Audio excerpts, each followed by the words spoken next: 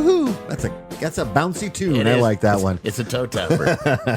Hey, everybody, I'm Jeff Hickhoxton. This is Stan Noelonic, our self-proclaimed presidential historian. Hi, everybody. And this is Beyond Mount Rushmore, the history you never knew you needed. I just wanted to let everybody know that, and it's, I guess, the first one, because we started this show after my birthday, but you just had your birthday this weekend. I did. As a recording, it was yesterday. So, happy birthday. Thank you very much.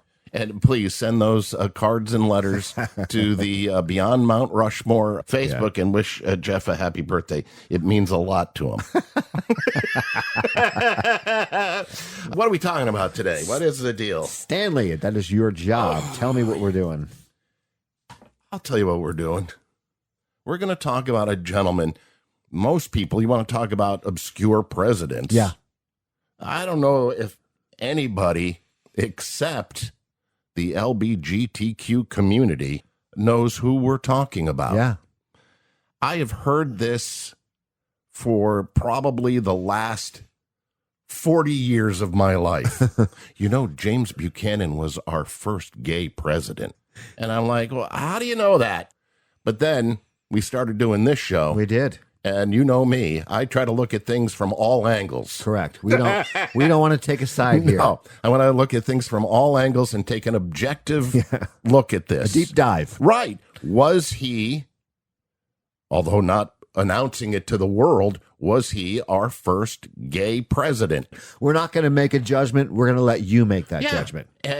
Although I do have an opinion about this. I do too. Let's get into it. He is, and you've done your research on this too. I have. Was by far the worst president that we ever had in this country. You can go and say Trump, or you can go and say Biden or Nixon. Oh, these are the worst president. No. This guy was bad. Yep, he was a bad president, but probably the most qualified person to be president. Let me give you an example of this. Sure. Of course, he was our 15th president, born April 23rd, 1791, Cove Gap, Pennsylvania. He served as president of the United States from 1857 to 1861. His indecisions, and there were a lot of them, and his lack of leadership when needed most in this country basically brought on the Civil War. He caused it to happen. It was direct, too. I mean, his decisions directly led to it. Yeah, it's amazing. And in the last few months of his presidency, he did absolutely nothing to stop it. Right. And passed it on to Abraham Lincoln. Yep. I think there's a famous quote, and I'm paraphrasing it. He said to Mr. Lincoln, if you're as happy coming into the office as I am leaving it, you're a great guy. As I said, certainly the most qualified person to be president. Get a load of what he accomplished before he got into the White House. He was a Pennsylvania House of Representative member from Lancaster County. Yep. United States Minister to Russia. He was the United States Minister to the United Kingdom. He was a member of the U.S. House of Representatives from Pennsylvania. He was a United States Senator from Pennsylvania. And he was United States Secretary of State. That's amazing. Yeah. That's a lot of jobs that would really qualify you to be president. And he finally got in on his fourth attempt at running for president. He ran for president 4 times. I did not know that part. And on his fourth attempt, won the office. Wow. That's how qualified. Is that the most anybody's ever run on? Nixon did it a few times. Nixon did it a few times. You know who ran up for president a lot? And Reagan. Oh, did he run a lot? Reagan tested the waters in 68, 72. Oh, wow. 76, and finally won in 80. Oh, 4 times. But our story, as I said, is not about his political life. It's his personal life. Yes. And the question, was he our first gay president, or was he so devastated by a death that he never cared for another woman again? Yeah. Now, I don't know, and you're going to see in the story, I have known people like this. Mm-hmm. I have felt like this at times, that your heart is so broken. That's it. That was the love of my life, and I'm not ever going to be with another person again. Yeah. I can understand that. Mm-hmm. So can I. Take a listen to the story, and before we set judgment, decide whether or not he was gay or straight, or, as some people say, asexual. Right. And I'll even discuss that here in a second. Yes. He started his young professional life, James Buchanan did, in Lancaster, Pennsylvania. Mm-hmm. According to journalist Philip Shiver Klein, and I cite a lot of his writings in reference to James Buchanan. There was a beautiful piece written back in the 50s about James Buchanan. Mm-hmm. The wealthiest families in Lancaster, Pennsylvania, comprised of two groups of people. Okay. They were ironmasters. Right, of course. And lawyers. I'm asking everybody, remember these names as we go into our story. Okay. Write them down. The Colemans, Jacobs, Hopkins. Hopkins. I know some Hopkins. And Jenkins. Jenkins. I know a Jenkins, too. One of the patriarchs, this one of the Coleman family, was John Coleman. Okay. His daughter was young Anne Caroline Coleman. Mm-hmm. Buchanan met her when she was 13 and he was 17 years old in 1809. John Coleman was a self-made man and knew Buchanan's family generations back in Ireland. They were all peasants coming over. Oh, wow. And so he knew family members. There was a link there. Yes. And it was Coleman who ran the city's ironworks. He had several plants and was extremely wealthy. His brother-in-law was Cyrus Jacobs. He was a prominent lawyer. Cyrus Jacobs Jr. came to study law alongside James Buchanan. Oh, so he was linked. Mm-hmm. James Buchanan, as you will see, wanted to be connected, and he was ambitious and he wanted to be connected. Sounds like he already was in a way. Starting to. Yeah. James Hopkins was head of the third prominent family in Lancaster. He was an outstanding lawyer, widely renowned for his high-priced services. You're going to pay a bundle if you're asking him, but he'll get it done. James Buchanan began to study law in his office just about a half block from the Coleman household. Okay. Finally, there was the Jenkins family. William Jenkins was president of the Farmers Bank. Okay. And bankers, lawyers, and ironworkers. And he was a prominent lawyer himself. He became one of Buchanan's intimate friends, frequently invited Buchanan to associate with him on big legal cases, and employed him on several occasions to purchase property for him. Lawyer up to do all the paperwork and buying the property. Yeah. Buchanan was good at it. Buchanan was extremely ambitious, as I pointed out. Moving up in society was his main goal in life. Blind ambition, would you say? Yeah, just he was sure. blinded by it? And he paid a horrible price. Little by little, he worked his way into the confidence of Lancaster society and was admitted to its most exclusive echelons, that being the Iron Circle. Those were the power barons that ran everything, the lawyers, the owners of all these ironworks. By 1816, he had come far enough up the social ladder to be named as one of the three managers of a high society ball, and shortly thereafter, he was admitted to the local Masonic Lodge, which they believed was the final accolade of social approval. Back then, that was a huge thing, Stan. And he was in. Yeah.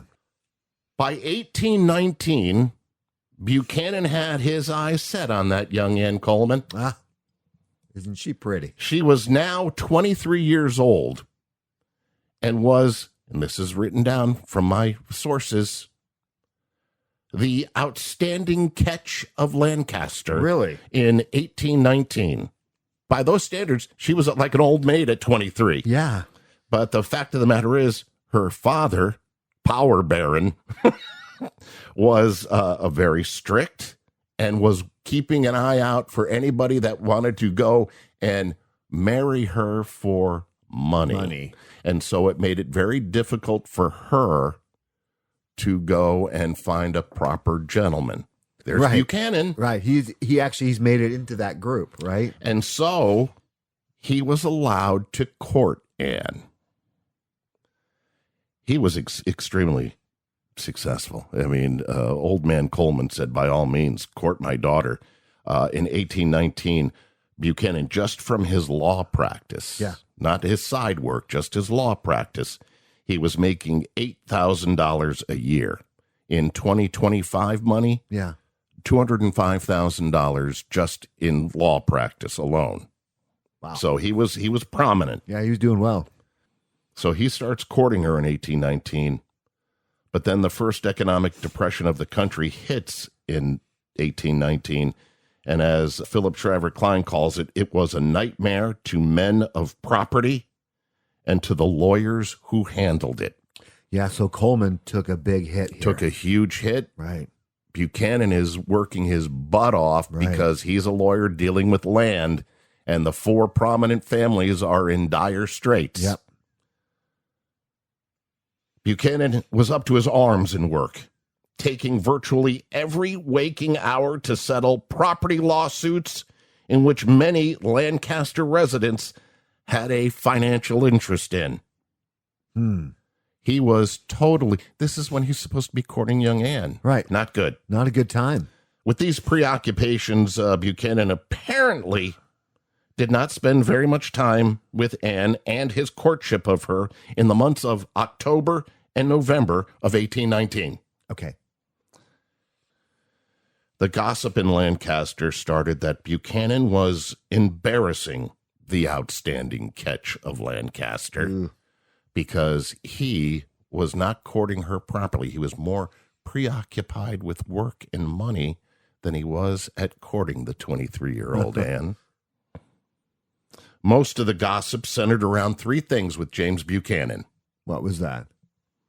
He was tremendously ambitious and only thought of money. Right. Well, we already knew that one.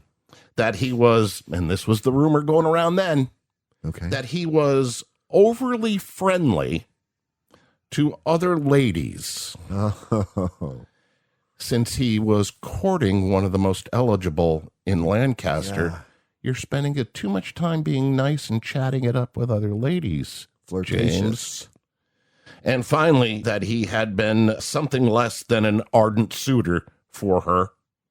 He's not coming to her door. He just wasn't around because of all the legal work he had to do. Got it. Status was everything. Yeah. The town concluded wrongly. Buchanan's interest was not in young Anne Coleman. Wasn't interest in her at all. It was only her father's fortune. That was wrongly. And when word got out that the gossip was that he was just after her father's money, she was mortified. Oh, poor thing. Oh, my God. I was warned about this. Yeah, this is why I'm 23. Yeah, that's what I was trying to avoid my whole life. She wrote him a letter. She wrote James Buchanan a letter, and we're aware of it, saying she knew it was money and not love. This hit James Buchanan very hard. It really bothered him. She had the unmitigated gall to question his integrity. He did not like that. Not when he's trying to work his way up the ladder. Yeah. He answered Anne's note politely, but offered no explanation. Now, scholars say the engagement between the two could have been saved if not for one thing. What's that? He was obliged by his work to go out of town for 3 or 4 days on a business trip, just as this is hitting. Horrible timing for this guy. When he got back from the business trip, she was gone. Yeah. Now, where did she go? And I want everybody to listen as I'm about ready to explain this. Yeah. Think about your own lives and how a little misunderstanding, a little game of telephone where something is said to somebody, and by the time it makes it to the person who it involves, it's all twisted, it's all wrong, and we get mad, and a lot of times affects other people's lives and our own lives by petty little things. Yeah. Petty. Mm-hmm. So he gets back to town. Anne was gone. Where is she? I know who I can ask. A female friend of Anne, who James knew, he went to her and asked, where's Anne? Where's Anne? And he was told that she had gone to stay a few days with her sister at her sister's house. In Lancaster? Yes. Okay. To start. Okay. When word got back to Anne that James had stopped to see another woman before checking on her the proper way, she went nuts. I mean, gangbusters nuts. But he didn't know where she was. Correct, but you don't go to another woman. All right. How dare. I guess you could have gone to his dad, her dad. Right, it's society. It's all this upper crust bull. Yep. On the spur of the moment, while she is going nuts, she again writes another angry note and released him from the engagement. We are no longer engaged. I permit you to walk away from me. That note was handed to him while he was doing business in the courthouse. Jeez. So as he's trying to make a case, he gets handed this note. It's like being served. Yes. Essentially, yes. Yeah. Now, this led to the final crisis. And it developed during the week beginning Monday, November 29th. Okay. For several days thereafter, Anne was very low-spirited. Her relationship was over with. She was duped, she felt. Yeah. Her mother persuaded her, go to Philadelphia. This would ease her depressed spirits. Go stay with your sister. And bring your younger sister with you. So she left Lancaster on Saturday, December 4th, leaving with her younger sister, Sarah, to go visit their sister, Margaret. All right. Maggie. Early Thursday morning, December 9th, the news came. A special messenger from Philadelphia brought the shocking news that Anne Coleman had died suddenly at her sister's home shortly after midnight. No.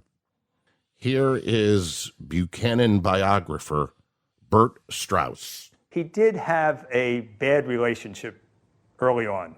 His fiancée probably committed suicide. Whoa. It was an overdose.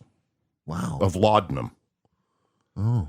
But the story at the time, it was an overdose of laudanum. Yeah. Did she overdose? Did she, was she prescribed it and took too much? The story at the time was far more inaccurately dramatic. She was laboring under a fit of hysterics. Women became I got hysterical. you. She was in a hussy. Yes. She was attacked with a strong hysterical convulsion, which induced the family to send for a physician. Oh, is that bad? According to the gotcha. story of the times. Gotcha. The doctors thought this, no need to worry, she's hysterical. She's in full hyster. She's got a uterus. Oh, Lord. It's where the word comes from. Yeah, I know. It will go away. She'll calm down. And she did. Her pulse gradually slowed down and continued to slow down until around midnight she died. Wow. So a doctor gave her this medicine. Yeah, and we don't know if she took too much of it. Right. Or or she had a reaction to it or If accidentally. it was intentional or accidental. Precisely. James Buchanan, upon getting the word, and listen to me carefully, was changed forever. Yeah. A likable, gregarious guy very rarely smiled again. Really? In a letter, he asked Coleman to see his fiance's body and to be able to attend her funeral. Mm-hmm. The letter was never opened. So he did not attend the funeral and was not allowed to see her body. Coleman said no. Yep. One Lancaster lady wrote of the public reaction against Buchanan, because again, the gossip. I know. I believe that her friends now looked upon him as her murderer. Wow. And he wrote, I may sustain the shock of her death, but I feel that happiness has fled from me forever. It really did. It destroyed him. Yeah. At around this time. Tragic. Yeah. At around this time, and this is where my feelings are changing for him. Yeah. How many of us guys out there, and women for that matter too, that may be listening, know the feeling of just, whether it's a loved one, whether it's a family member, a parent, a wife, a husband, a child, feel that profound loss. Yeah, and it just changes you. You're never the same. Scholars say Buchanan probably lived out his whole life haunted by doubts and self-accusations. Did I drive her to her death? Yeah. It is around this time he left Lancaster and probably went to his parents' home in Mercersburg, Pennsylvania, to heal up his own emotional wounds, which were permanently damaged. Mm-hmm. He eventually returned to Lancaster, although he now had bitter and powerful enemies in Lancaster. Those 4 big families are not happy with him. He also did have some friends, and they nominated him to Congress in 1820, largely in order to give him a change of scenery. Yeah. Get out. Yeah. Get out of here. From this time on, female companionship was no longer an option in his life. He was going to stick to politics. Everything from this point on was politics. Was it a personal declaration, or did he verbally say that? He didn't say, I vow to never marry again. No, he never said that out loud, no. Although, as I pointed out, that he wrote, happiness will never be with me again. Enter William Rufus King. Born April 7th, 1786, Sampson County, North Carolina. North Carolina. I don't know how many people know this, and this is one of the rare times this occurred. King was vice president of the United States under Franklin Pierce. He never got to fulfill that duty. Upon being elected and sworn in, he died. Who died? King. Oh. King was elected. I did not know that. Vice President of the United States. Matter of fact, he wasn't in the country to take the oath. He was in Cuba. Huh. And he was vice president for probably a couple of weeks, and then he died. Wow. A couple of months. He didn't do anything as a vice president. Yeah. Franklin Pierce preceded Buchanan to the presidency. So this whole William R. King was done before Buchanan ever got to the White House. Right, he was gone. Yes. King was also a member of the U.S. House of Representatives from North Carolina's 5th District. He was United States Minister to France. And, of course, a United States Senator from Alabama. Wait, so what? Yes. He was okay. He was from North Carolina, but he was a United States Senator from Alabama. Roll Tide. Yes, I'm sure he said that a few times. What about this William R. King? Yeah, can you and James Buchanan elaborate this? King and Buchanan likely met in 1834, when both men began serving together in the United States Senate.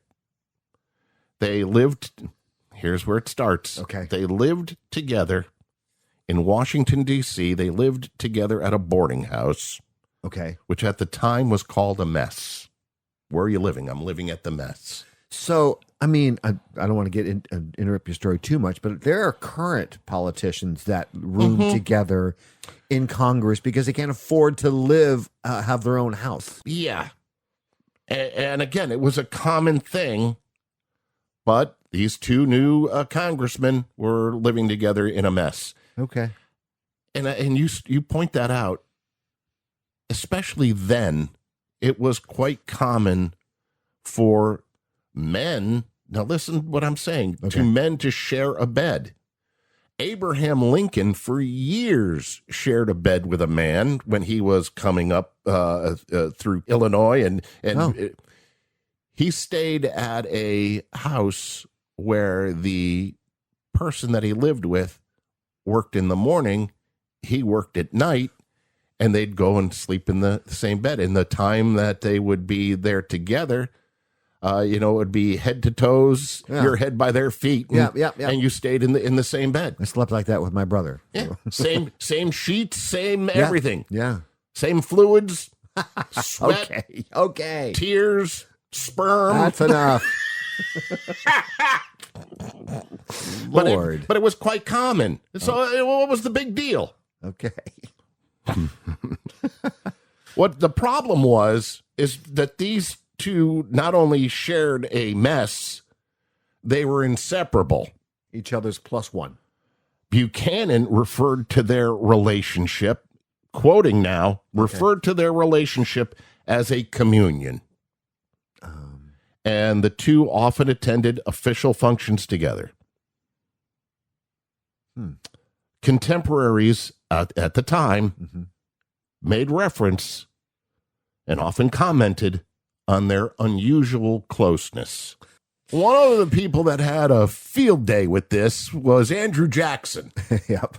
Now, they both were understudies of Jackson, although Jackson couldn't stand either one of them. But they both looked up for a while until they became disillusioned. They thought Andrew Jackson was great, but Andrew Jackson read into him. He knew it. Yeah, right. Andrew Jackson loved it. He mockingly called them Miss Nancy and Aunt Fancy. Yep. The former being a 19th century euphemism for an effeminate man. Yes. Representative Aaron V. Brown referred to King as Buchanan's better half. Yep. And I'm going to give you a little tidbit. Yeah. This is a little Stan research. Okay. At the time, and look at the pictures, at the time it is said Buchanan could not grow a beard. Really? Smooth-faced. Huh. And that they often claimed he had dainty hands. Oh. So no facial hair and dainty hands. All right. He was effeminate. So they spent some time, ish. They spent some time apart while King was on overseas missions to France. In May of 1844, Buchanan wrote to Cornelia Roosevelt, no relation to the Roosevelt family, although there might be some distant relationship. Nothing direct. Here's what Buchanan wrote to Cornelia Roosevelt. I'm quoting now. Okay. I am now solitary and alone. This is when he was over in France. I'm now solitary and alone, having no companion in the house with me. I have gone a wooing to several gentlemen, but have not succeeded with any one of them. Wooing. Gentlemen. Yep. Going on.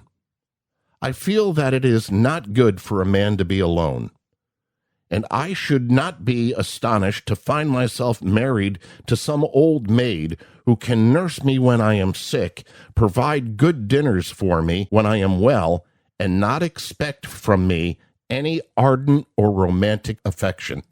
He just did not want to be involved with a woman. Did not want to be involved. No. Not after Anne. Nope. So the question remains, was James Buchanan our first gay president? Historian Gene Baker suggests that Buchanan was celibate, if not asexual. Several writers have surmised that he was homosexual, including James W. Lowen, Robert P. Watson, and Shelley Ross. Here is the director of Wheatland. That was his homestead. Yeah. The Buchanan homestead. Here is the director of Wheatland, Patrick Clark. There's no evidence to say that he was gay, but there's no evidence to prove that he was a heterosexual either. That's a very vague and diplomatic answer to a guy that heads up his estate. Yeah. I mean, I guess he could be the B of the LBGTQ, Yes. right? Yep. Yeah. A more direct answer comes from Eastern Connecticut State University professor Thomas Belsirsky, who says King may have been the gay one, but that Buchanan just used it for control. The evidence suggests that King yearned longer and deeper for Buchanan, who never reciprocated in return. In fact, Buchanan shrewdly cultivated King's affection when it was convenient and ignored him when it was not.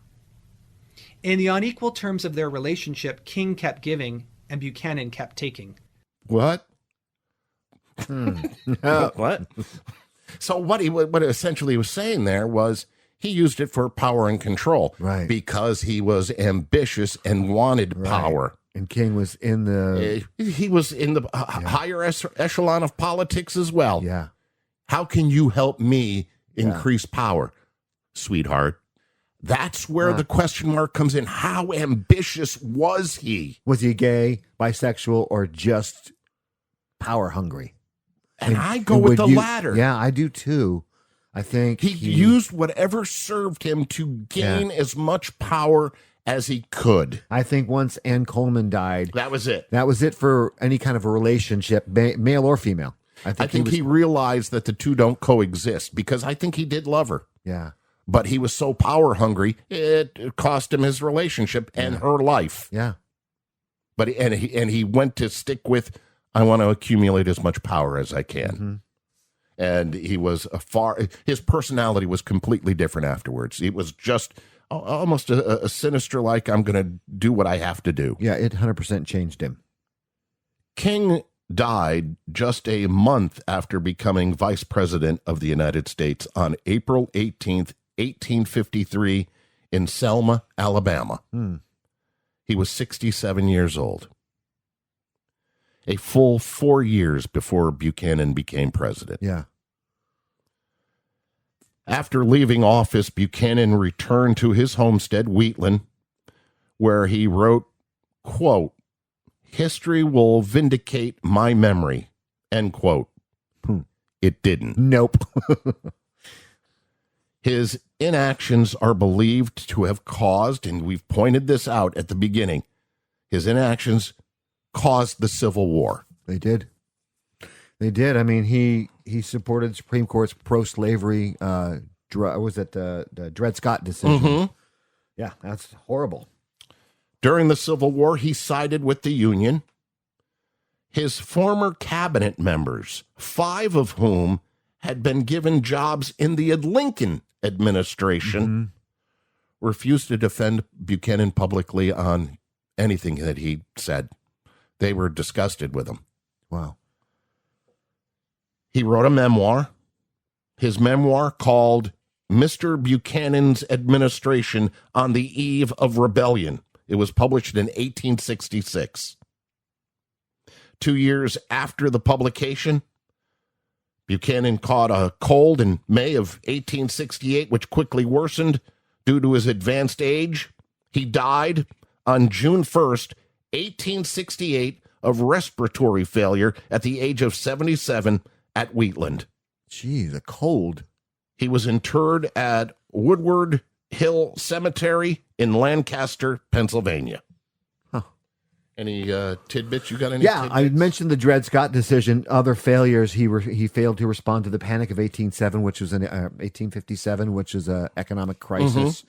He also allowed actual secessionists into his cabinet. Yeah. And he was widely judged as the least effective president, but he did have some accomplishments. He did expand the Navy and global presence of America in the world. He resolved several international boundary disputes, and he also strengthened our diplomacy with China and Japan. He was a horrible president. I know, but I'd like to leave it on a positive note for the poor bastard. You do.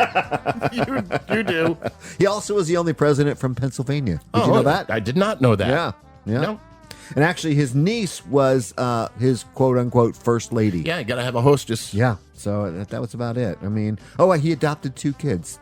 Did you know that? Oh, no, I did not. Yep, he adopted. I don't know if I should feel sorry for him or not. He had 2 orphan nephews. So it's a family thing. Okay. All right. I'll leave it alone. Please do. In 2 weeks, and you and I were discussing this, the name of this show is Beyond Mount Rushmore. Question mark. Question mark. Yeah, I was often... Why we have a question mark in there? I don't know. Okay. But that means that beyond... We've talked about Lieutenant Rathbone, correct, who was in Lincoln's box. We talked about John Connolly, right, who was in the. We're going to talk about somebody that you may not even know about, but it's a tremendous story. Okay. Go to the U.S. Capitol today, right, and if you're taking a tour through there, or you're walking on your own through the rotunda, and you go up the marble steps, I believe on the Senate side, yeah. There are, because marble will absorb, there are blood stains on those steps that have been there since 1890. Blood spatter. Wow. Somebody was attacked. And we talk about today's media. We're going to talk about how it got there? We're going to talk about how it got there. Politician versus the media. Really? 1890. See, I told you, everything's cyclical, isn't it? Yeah. Outro us. That was a great episode, by the way. Yeah, Thank you for that story. Yeah. Thank you very much. Ladies and gentlemen, this has been Beyond Mount Rushmore. I'm Jeff Hickox. This is Stan Now Alone. Hi, everybody. He's our self-proclaimed presidential historian. We'll talk to you in 2 weeks. See ya. And check out Facebook. Yep, Facebook, Instagram. We're on TikTok. And... if you want to email birthday wishes to Jeff, post them on our Beyond Mount Rushmore Facebook page or TikTok or any of that, because he really makes him feel better. We'll see you around. Whatever.